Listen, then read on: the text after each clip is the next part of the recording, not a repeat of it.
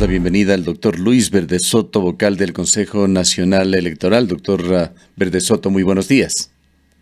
Buenos días a todos ustedes. Quisiéramos dar a conocer mayores detalles sobre lo que propone usted y entendemos el Consejo Nacional Electoral como las principales reformas al Código de la Democracia. Así es, pues tenemos realizado el día de ayer una propuesta de reformas al Código de la Democracia. Debo aclarar que estas propuestas las ha realizado mi consejería y no son todavía propuestas del Consejo Nacional Electoral. Estas propuestas deberán procesarse en varias instancias. Lo que ha pasado es de que ya se han formalizado, se han estructurado un cuerpo adecuado de normas y de textos. Los mismos están siendo sometidos a varias comentarios y críticas. Doctor Verdesoto, si es tan gentil, le agradeceríamos acercarse un poquito más al micrófono de su teléfono para tener una mejor señal. En todo caso, doctor Verdesoto, entendemos y está claro lo que usted ha señalado, no son propuestas del Consejo Nacional Electoral, sino de usted y su equipo en el Consejo Nacional. ¿Cuál es en todo caso el espíritu de estas reformas? El espíritu de reformas son básicamente trabajar los temas más generales que se han detectado en diagnósticos sobre el proceso electoral ecuatoriano y que ameritan cambios en la legislación. El espíritu básicamente es relacionarse con 6 diferentes áreas. La primera es relativa a la restitución del sistema proporcional ecuatoriano. En Ecuador vive en este momento un sistema electoral que no es proporcional, es básicamente mayoritario, y ese no es ni el espíritu de la Constitución ni el espíritu de las decisiones del Acuerdo Nacional sobre el sistema electoral. También debemos cambiar y modificar hacia una nueva forma partidaria, más tolerante, más abierta, más inclusiva.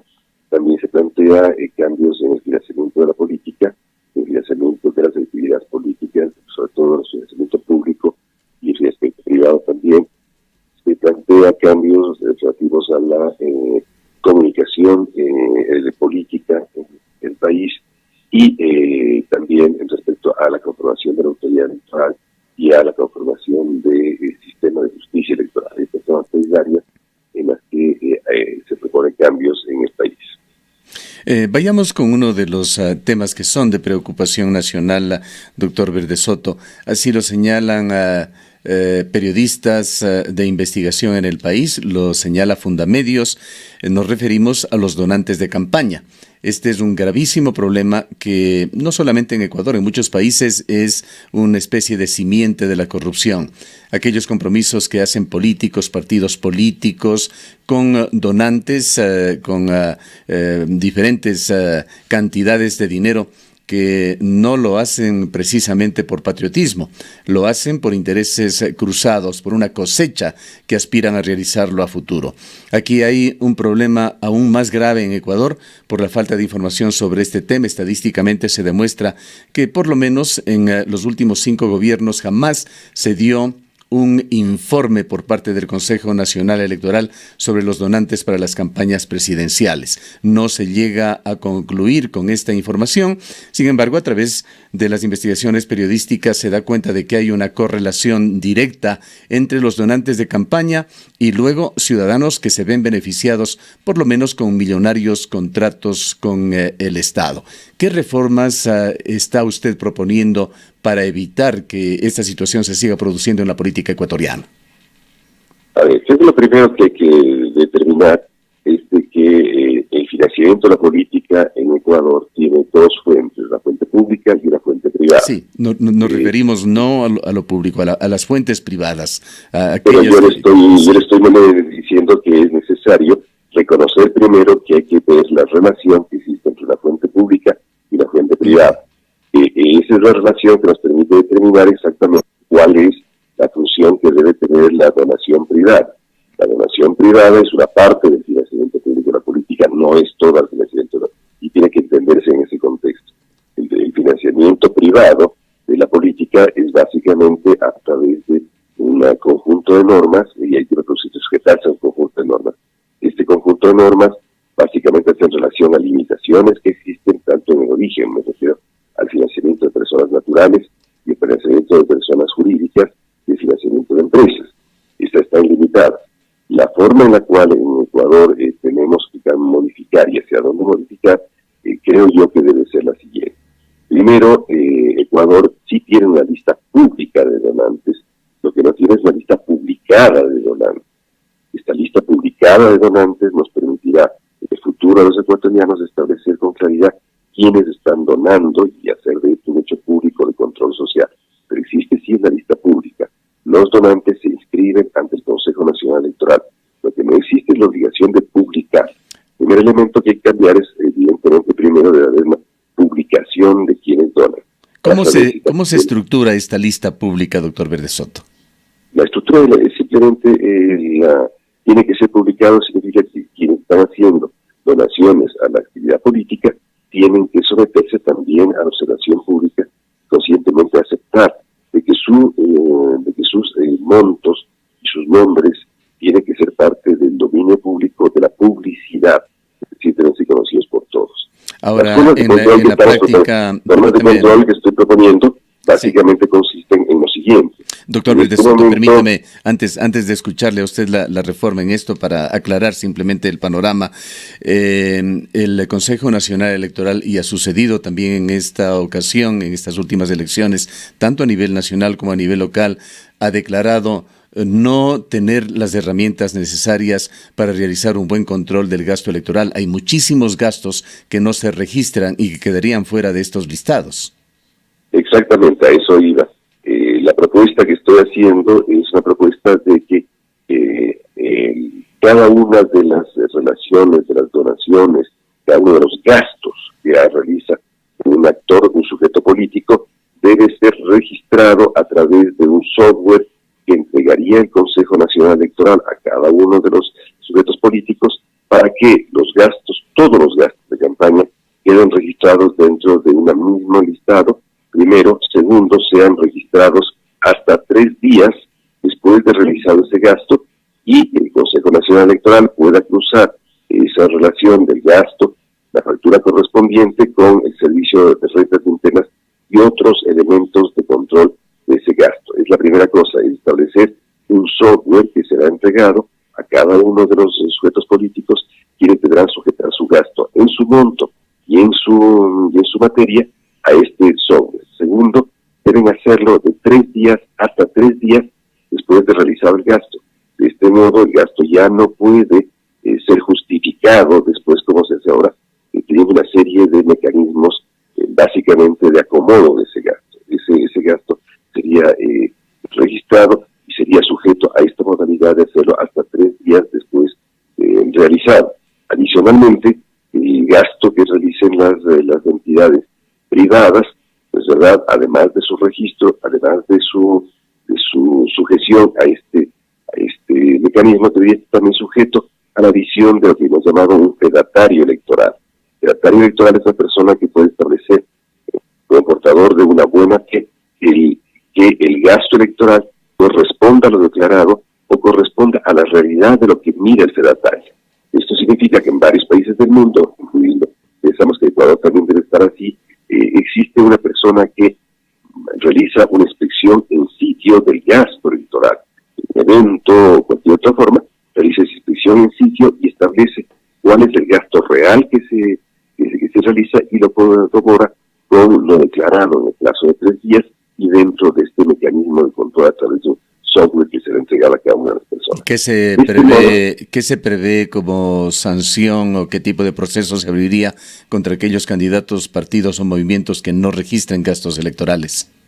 Bueno, hemos planteado de que los casos de doble contabilidad electoral, o los casos en que haya otras modalidades o subterfugios para manejar información económica no declarada, por ejemplo, poner presupuestos transitorios o de otra forma, es verdad, en ese caso se procedería dependiendo de los montos, a la inhabilitación, ya no solamente la sanción económica sobre lo gastado, sino en determinados casos llegar a la inhabilitación. Bien, algo más sobre este tema, si no pasaríamos al asunto de la proporcionalidad del sistema electoral ecuatoriano, que según usted, y evidentemente así ha sucedido en los últimos años, no se está dando en el sistema electoral. Candidatos o partidos o movimientos que ganan, por ejemplo, las elecciones con cifras que se acercan al 50% y en elecciones colectivas por listas obtienen el total de las curules o de las sillas que tienen que ocupar, ya sea en organismos como la Asamblea Nacional o consejos provinciales o consejos municipales. Y lo que ocurre es lo siguiente: en Ecuador, no es verdad, la decisión colectiva de los ecuatorianos, la decisión general de los ecuatorianos durante esta transición a la democracia, me refiero al largo periodo democrático de los 40 años, ha sido que el sistema electoral ecuatoriano sea un sistema proporcional y no un sistema mayoritario. El sistema mayoritario es aquel en el que gana se lleva todo, mientras que un sistema proporcional es aquel que traduce los votos en escaños. Ciertamente no hay cómo hacer una traducción porcentual, porque dado que el número de votos que saca una circunscripción determinada no puede inmediatamente convertirse en números de escaños, porque los escaños son mucho menores a los votos. Entonces tiene que haber una traducción de los votos en escaños. Esta traducción de votos en escaños puede realizarse en un margen en el cual puede ser más bien de apoyo hacia la conformación de mayorías, conscientemente de estímulo de la gobernabilidad, o puede también ser relativa a la captura de mayores minorías y de captura de las mejores formas de representatividad. Ciertamente los dos extremos no pueden cumplirse de modo perfecto y adecuado simultáneamente. Entonces los sistemas políticos deciden que apoyan, si apoyan más bien hacia las formas de gobernabilidad o deciden más bien si apoyan las formas de la representatividad y captura de la diversidad. En el caso nuestro, en el caso ecuatoriano, yo planteo de que debe producirse una doble posibilidad. De hecho, Ecuador ya tiene este rato un doble sistema de contabilidad electoral.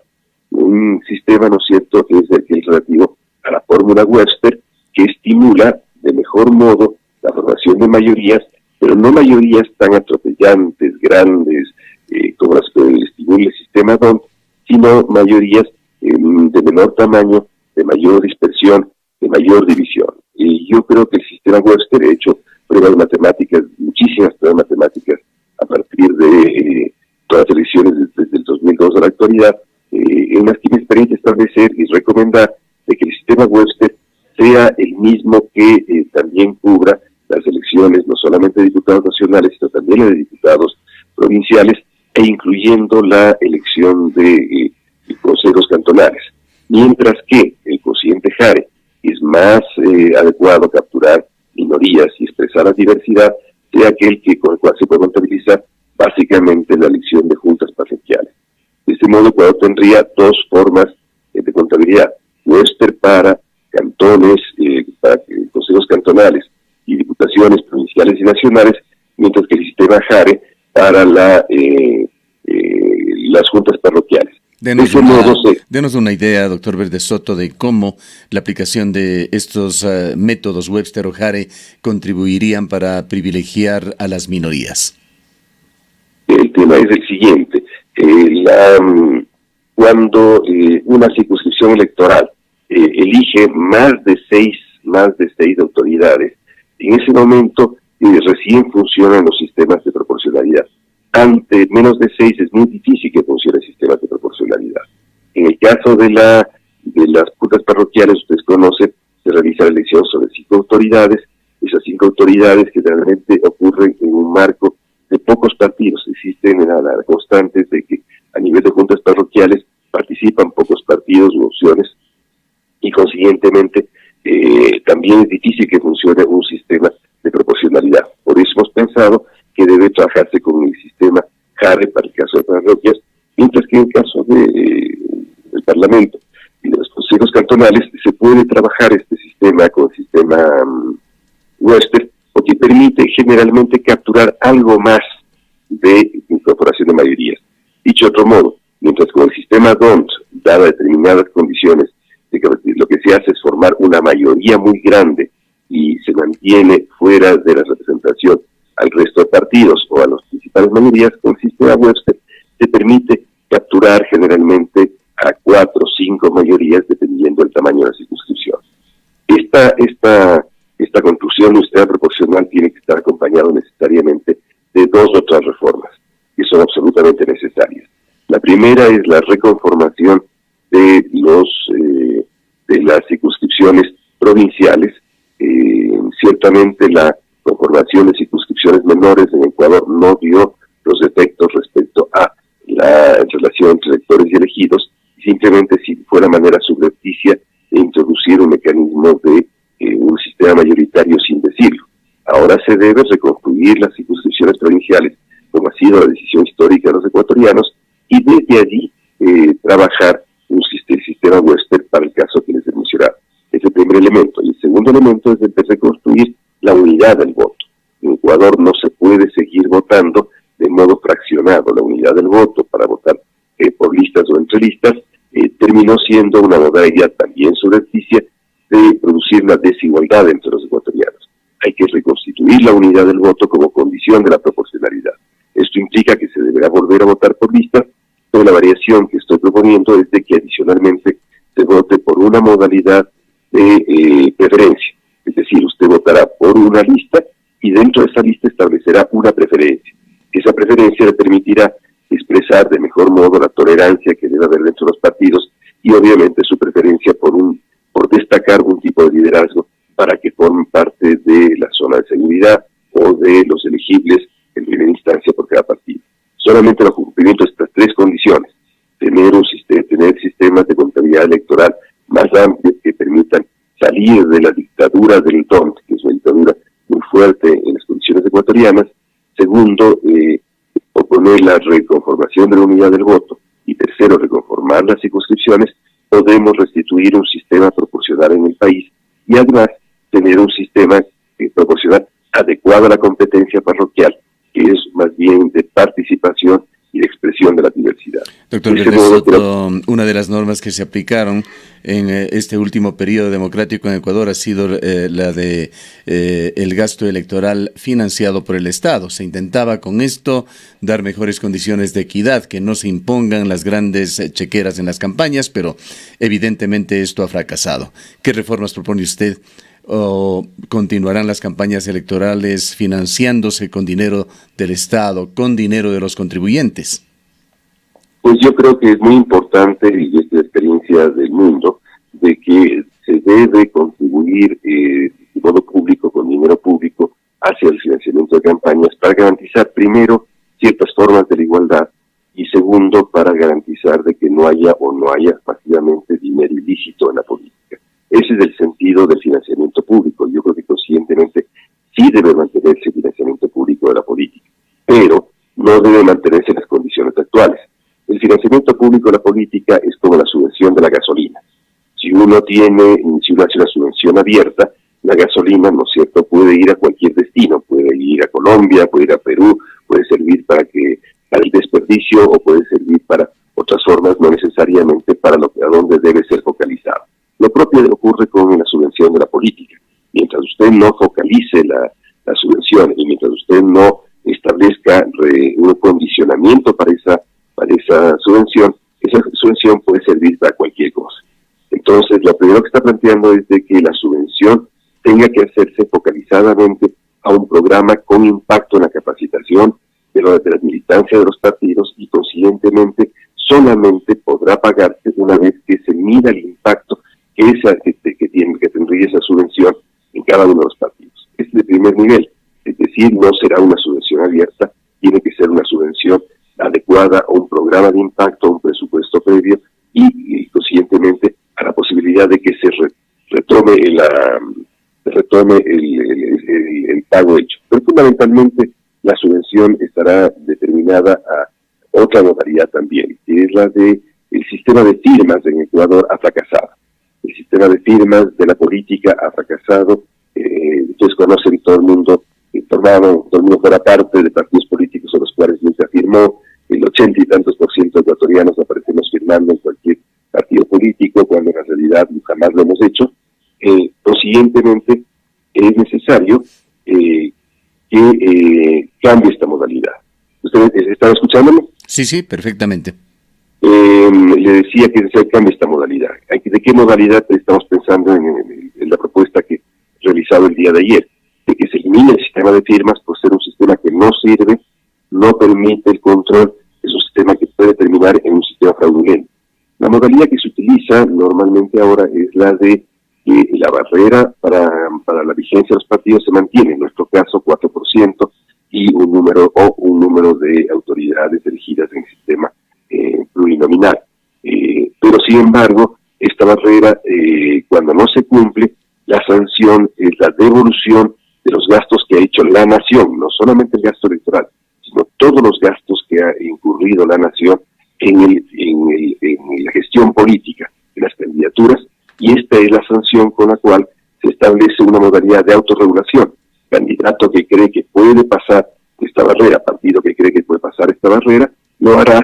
Si no lo hace, tendrá que devolver al país todos los gastos incurridos, no solamente la subvención directa, sino los gastos incurridos en general por la nación en la gestión de la política. Doctor Verdes Soto, por limitaciones de tiempo va a ser difícil hacer un análisis extensivo de todas las propuestas, pero no quisiéramos dejar de invitarle para que se refiera al tema de los debates que estuvieron ausentes en la mayoría de ciudades ecuatorianas, particularmente con los candidatos que se consideraban supuestamente ganadores en las elecciones. ¿Qué normas se proponen con respecto a los debates preelectorales? El debate no debe ser una prerrogativa discrecional de los candidatos. El debate es uso de un bien público muy importante. ¿Por qué el debate es importante? También acudo a los estudios mundiales de ciencia política. En el debate no se decide la votación. Lo que muestran los estudios es de que en los debates no se deciden las votaciones, pero sí es un elemento muy importante dentro del conjunto de elementos para tomar una decisión. Consiguientemente el debate es muy importante. ¿Por qué? Porque allí se concentra la mayor atención de toda la campaña, la mayor atención de toda la población. Si es que existe un hecho donde se concentra la mayor atención de la población durante toda la campaña, es una obligación pública utilizar esta oportunidad. No es una discreción, es una obligación pública de la autoridad electoral utilizarla. ¿Para qué? Para la mayor difusión y cumplir el derecho de información que tienen los electores. Consiguientemente, en el debate deben cristalizar toda la capacidad de distribuir información, de permitir el acceso a la información pública. Le pongo un ejemplo. En algunos países, sobre entre el 50 y el 70% de la población asiste a los debates, pone atención a los debates. No deciden el debate, le pone muchísima atención. La obligación de la autoridad pública, en este caso el CNE, debe ser administrar este momento, esta ocasión, esta oportunidad de atención pública para suplir el tema básico que es el del derecho a la información. Por eso es que el debate debe ser un hecho obligatorio y no un hecho discrecional.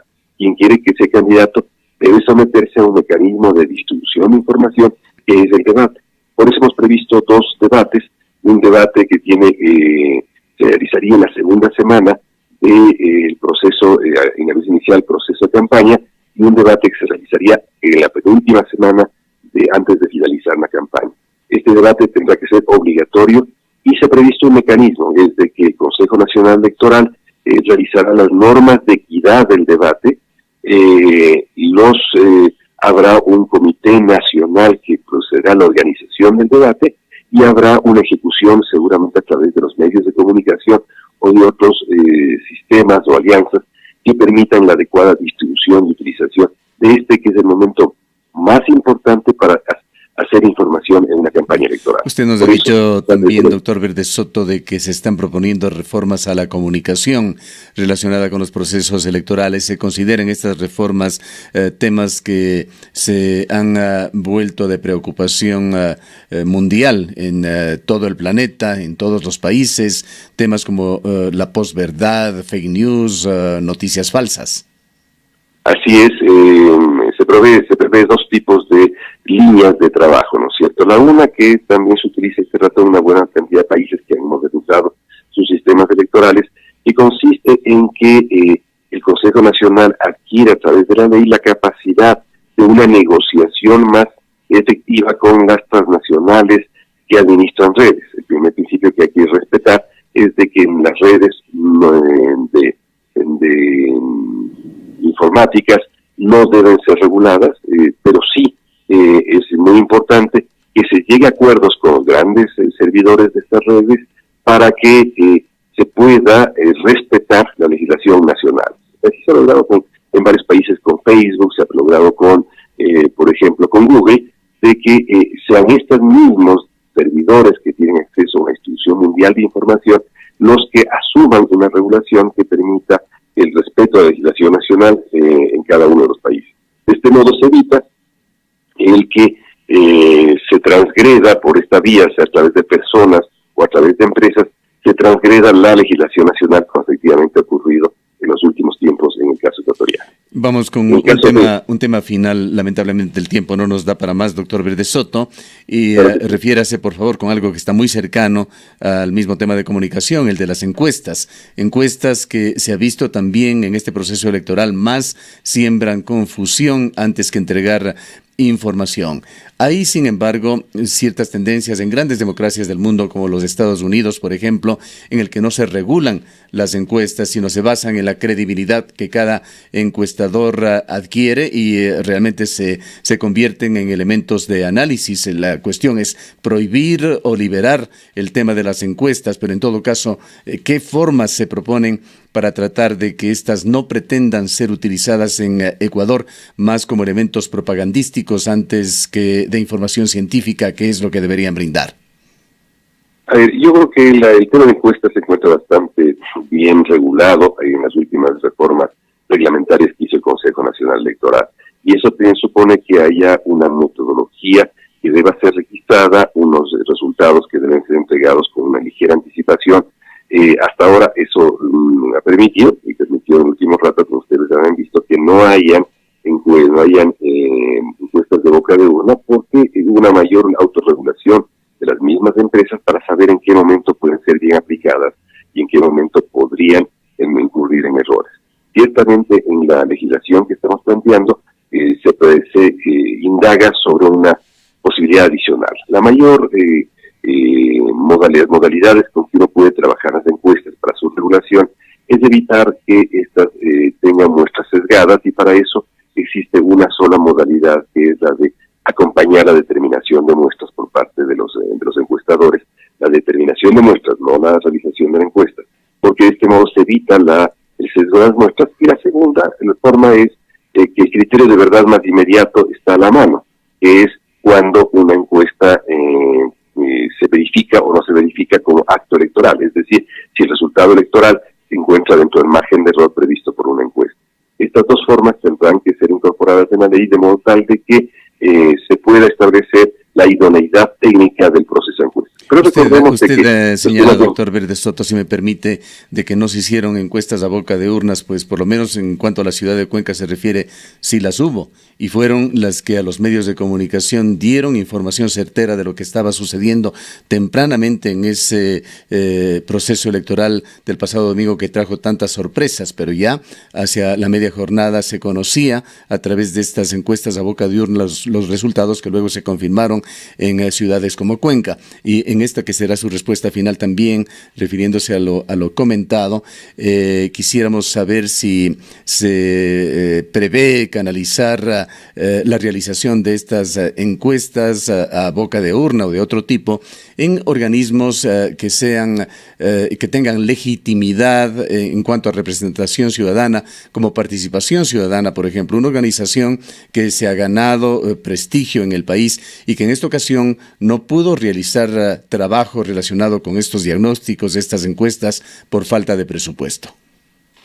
No existe el Consejo Nacional Electoral, no ejecutó ningún presupuesto para ningún conteo rápido, que es lo que hace Participación Ciudadana. Participación Ciudadana no hace encuestas, hace conteo rápido de actas. Es el primer elemento. El segundo, yo no conocí si se hicieron sujetándose reglamento encuestas en Cuenca. Yo conocí que no se hizo en el país. Sí, pues posiblemente fueron extraoficiales. Voy a pedir información respecto a que se ha realizado en Cuenca y ver si se cumplieron con los requisitos reglamentarios. Lo voy a hacer para conocer con precisión si fueron encuestas que hicieron en el marco no conocer porque mi criterio y general lo conocimiento que tenía es que no se hicieron encuestas en el país, salvo muy pequeñas ciudades en las que se realizaron, no recuerdo entre ellas, Acuén. El tercero es de que el tema no es que esté canalizando recursos públicos, acá son iniciativas y recursos privados. Lo que se está haciendo es tratando de que esa canalización de recursos privados tenga presupuestos metodológicos aceptables, técnicos, pero le decía que en este rato en el mundo entero hay problemas con la realización de encuestas, porque es la misma realidad la que está impidiendo que estos instrumentos tengan pronósticos certeros. Esto tenemos que trabajar también con bastante precisión. Ustedes conocen que en el mundo entero las encuestas han debilitado o han fallado buena cantidad de opciones de entrega de diagnósticos. Ya como comentario final, doctor Verde Soto, cuando usted recién se posesionó y hubo cambios, polémicas en el Consejo Nacional Electoral de la SUAY, usted señaló que se había asignado la supervisión de distintos distritos a cada uno de los vocales y usted estaba a cargo del Consejo Electoral de la SUAY. Cuando se dieron los problemas señaló a este medio de comunicación que intentaba de que el Consejo Electoral o la delegación en esta provincia se convierta en un modelo para el resto del país. ¿Se logró este objetivo? Yo creo que sí. En los siguientes días realizaremos un seminario de evaluación de buenas prácticas electorales entre las provincias del país y estoy firmemente convencido de que la SUAY, justamente por haber superado exitosamente los problemas iniciales y justamente por haber logrado una exitosa elección adicional en Quimsacocha, y justamente por haber tenido celeridad para entregar los resultados y haberlos hecho de modo sin conflicto y haber tenido un equipo extraordinario en la delegación, ha logrado ser, yo creo que en las mejores provincias. Esto no me interesaría la comparación, es más de una incitación a la competencia, una sana competencia que al haberse producido ha determinado que Azuay sea sin duda en ningún caso exitoso de administración electoral y de proceso electoral. Yo creo que el tipo de resultados se han producido, el bajo grado de conflicto que existe, la administración adecuada ha permitido que Azuay sea un lugar, sea un espacio en la provincia de alto nivel de transparencia y, a mi caso y desde mi criterio, y eso lo estoy sosteniendo en la evaluación que estamos realizando, es un caso exitoso, replicable en el país entero. Gracias, doctor Verde Soto, por habernos atendido. A ustedes. Declaraciones del vocal del Consejo Nacional Electoral, doctor Luis Verde Soto, quien está presentando esta iniciativa de reformas al Código de la Democracia.